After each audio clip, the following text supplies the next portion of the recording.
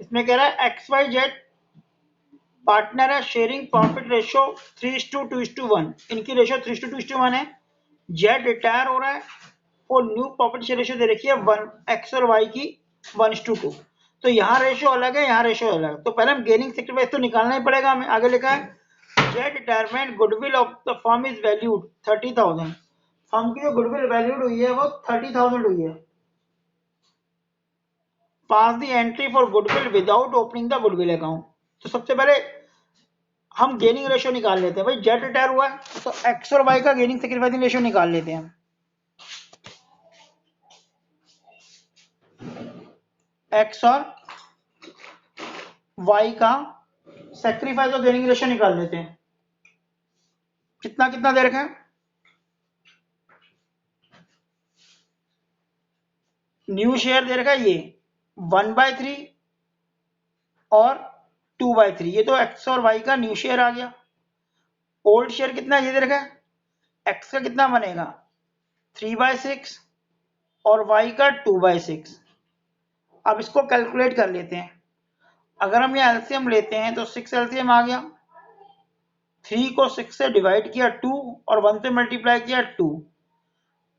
6 को 6 के 1 3। तो ये माइनस का 1/6 आ गया बेटा।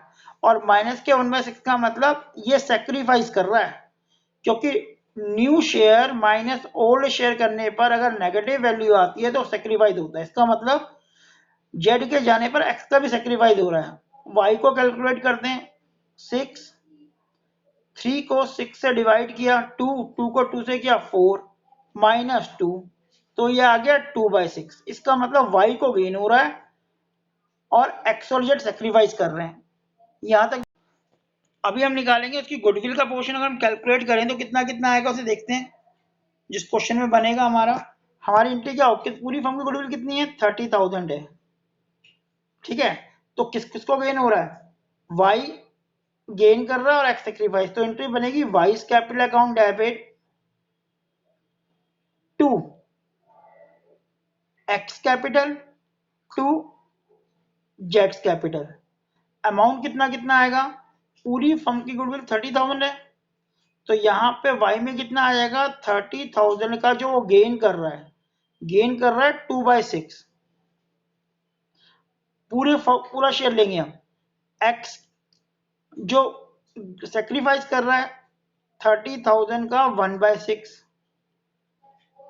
और जेड जो गया है उसका शेयर कितना है? देखो यहाँ देखो 1/6 नहीं है पूरे उसका।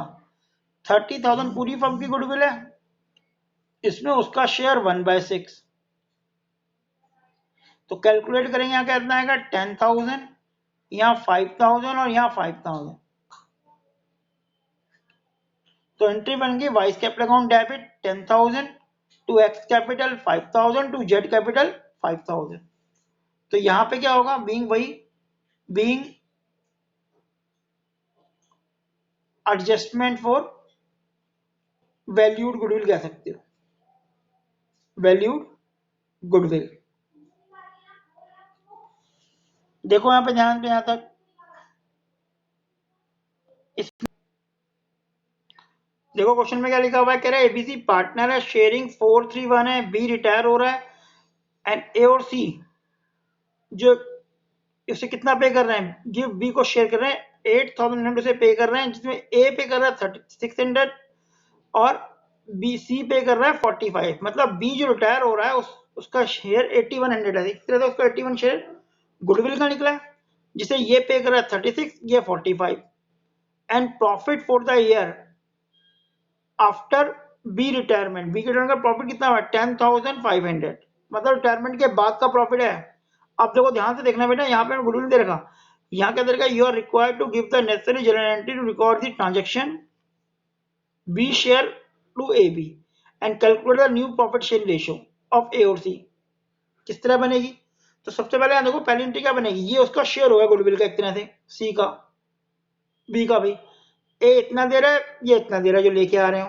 तो यहाँ पे पहली एंट्री क्या बनेगी? फर्स्ट एंट्री जो बनेगी, जो वो लेके आ रहे हैं, A capital account debit, B capital account debit to C. 8100 उसे पे कर रहे हैं, इसका मतलब ये उसकी गुडविल है। कितना पे कर रहे हैं? 3600 ये पे कर रहा है और 4500 ये पे कर रहा है।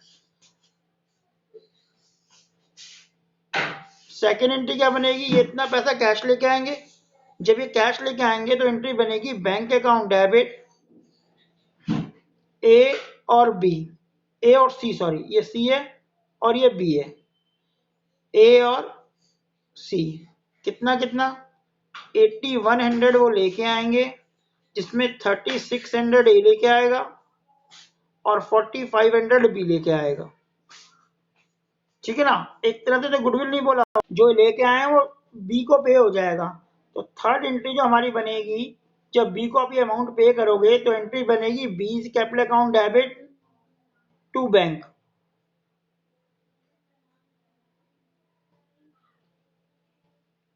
$8100।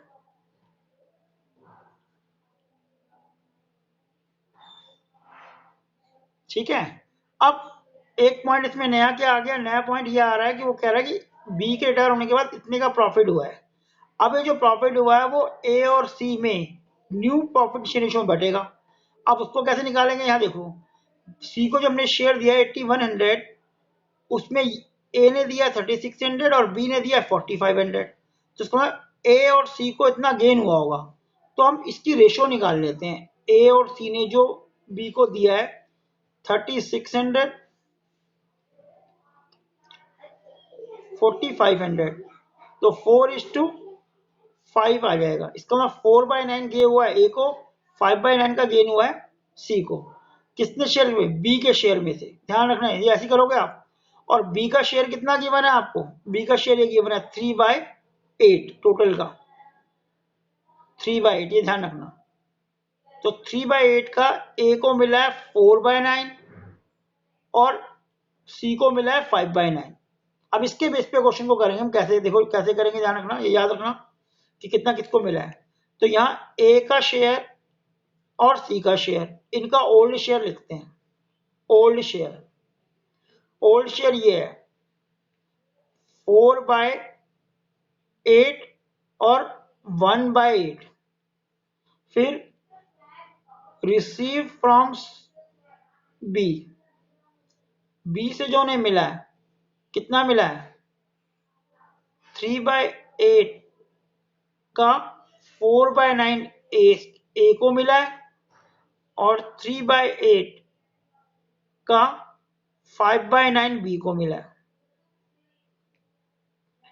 तो इसको हम कैलकुलेट कर लेंगे, ये आ गया 12/72 अगर कैलकुलेट करते हैं, और ये कितना आ गया 15/72। अब इस पोर्शन को इसमें ऐड कर दो इनके शेयर में, तो देखो कैसे निकलेगा 4/8 प्लस 12/72। तो इसको सॉल्व अगर हम करते हैं तो 72 आपका एलसीएम आ गया, 8 को 72 से डिवाइड करेंगे 9, 9 को 4 से करेंगे 36 प्लस 12। ये टोटल वैल्यू मैं यहां लिख रहा हूं, स्पेस नहीं है, 48/72। आप इसी तरह सी को करेंगे तो 1/8 ये वाला पोर्शन प्लस 15/72। अब इसको सॉल्व करेंगे 72 आएगा, 9 एलसीएम लोगे और 15 आएगा। सॉल्व अगर इस पूरे को सॉल्व करोगे तो बेटा 9 + 15 मतलब 24/72। आप नीचे लिखना, मेरे स्पेस में मैं लिख रहा हूँ, तो ये 24 और ये 48। तो अगर हम न्यू रेशो निकालें तो एक तरह से 2:1 आ रही है न्यू रेशो। यहां तक एक बार देखो, कुछ पूछना है, क्योंकि 2:1 रेशो आ गई तो अगले साल का जो प्रॉफिट है 2:1 में आएगा। Profit and loss appropriation account debit to A to C, 10,500 को आप 2:1 रेशो में डिवाइड कर दोगे, 2/3 और 1/3 किसका, इसका 10,500 का, तो ये निकलेगा 7,000 और निकलेगा 3,500। तो इस तरह से अगले साल के प्रॉफिट को ए और सी में आप ऐसे डिस्ट्रीब्यूट कर दोगे।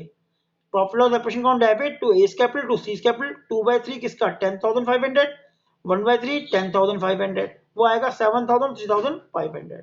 इस तरह से क्वेश्चन किया जाएगा।